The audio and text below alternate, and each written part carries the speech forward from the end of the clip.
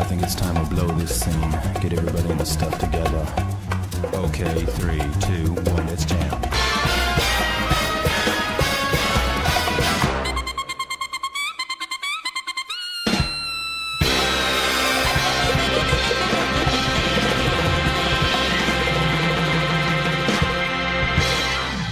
What's up, guys? BioShock's here today to talk about the new Dragon Ball Super Broly trailer that just dropped yesterday. It was leaked from somebody in China, and we got a lot to talk about right now, so let's go ahead and dive on into it. Let's talk about what I like and what I didn't like, okay? First, we got Frieza. He's, looks like taking over Planet Vegeta, okay?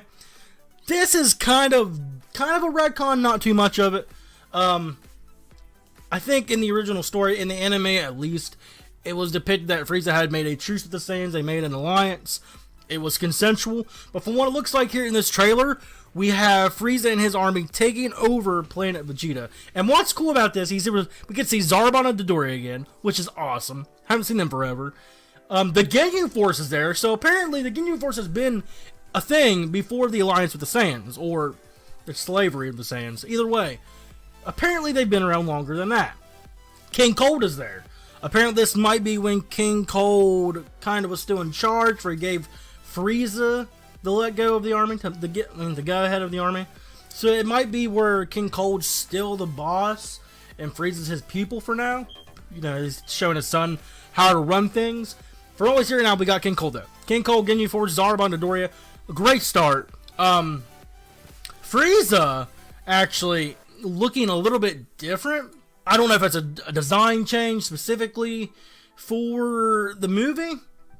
I want to say not. Maybe this is back when Frieza was trying to perfect his suppressed forms, so he hadn't perfected at that point, because he's really pink, like really pink. Like this guy makes my old color scheme on my gaming channel look sad. But yeah, he looks different. Okay, so it might be where he's still trying to, you know, master the suppressed forms, okay? Because remember, his final form is his original form. That's his real form.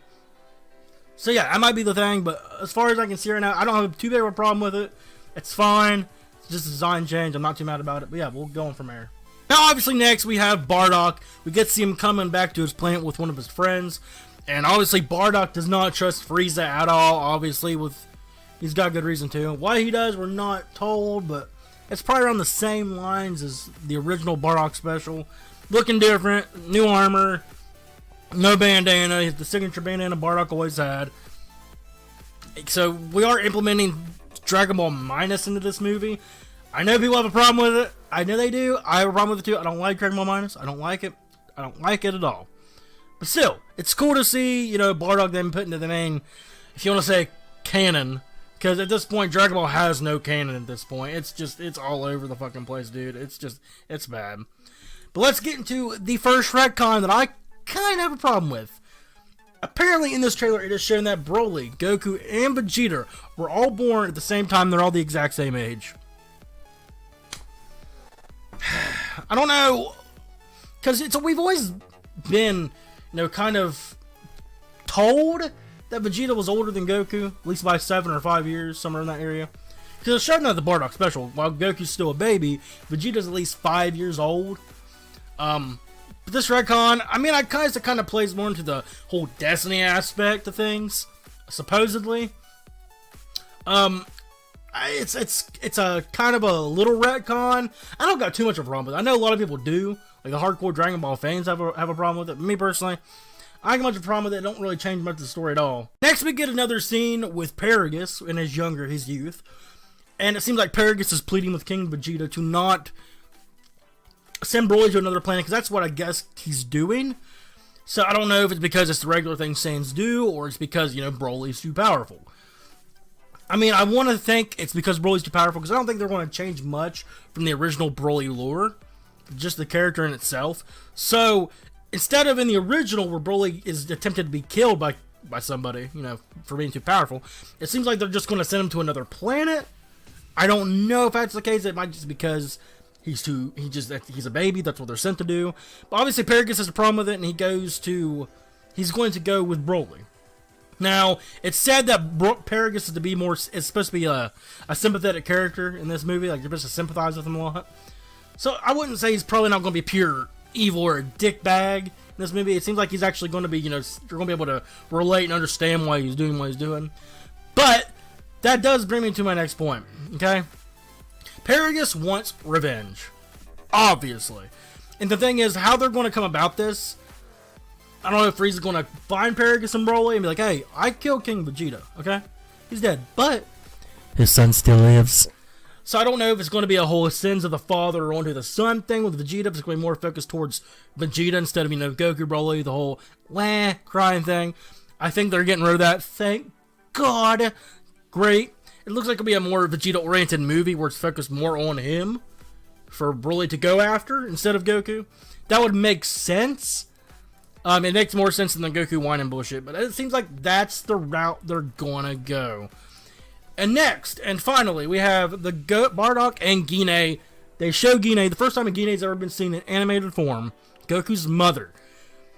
It's awesome to see her animated. It really is. I can't wait to see it in the movie. I really can't. And supposedly the first 20 minutes of the movie are supposed to be the most emotional, so obviously we're going to start off probably with this, the backstory. But the retcons I do have with this, okay? When Goku was sent out in this movie, it is depicted that he is at least 3 years old. He's a toddler. He's not a baby, toddler. So, if we're going to go on that, we have a few things we can talk about. Did Goku still hit his head as a child? Did he still have memory loss? Is that still going to be canon? Because we've seen a shit ton of retcons since Super has come out. Okay? All of them have been mainly awful. That's why I'm saying Dragon Ball's canon is just, it's hazy, man. It's not good. It doesn't have a realistic canon. So, is Goku still going to hit his head as a baby? Is he going to have memory loss? If not, even as a toddler, Goku should still have faint memories about his parents. If he did not bust his head, if they're going with that. If they're going to retcon him hitting his head, and it never happened, Goku's just a good kid born that way, because his parents were goody two-shoes, they were different, but if Goku was legit born a good kid and never hit his head, how come Goku doesn't talk about his parents? Even as a 3-year-old, he should have still faint memories of his parents. But I'm going to still keep thinking, as far as I know, he still busted his head. It makes more sense. Hopefully they keep that at least canon. But this dynamic does change the relationship between Goku and his grandpa Gohan. It really does. It changes the dynamic completely. Sadly enough, you know, Goku was just born a good kid instead of, you know, the bad Saiyan kid that busted his head. But overall, that's my thoughts of it. I mean, it looks fantastic, but the retcons are just, like I said, some not so bad. The Frieza design change, not worried about it. Goku, Broly, and Vegeta being born at the same time, in the same age. It's a retcon, but I'm not too obsessed with it. But the whole Goku being a kid, being 3 years old instead of a baby, sent out, and does he still buzz his head or not?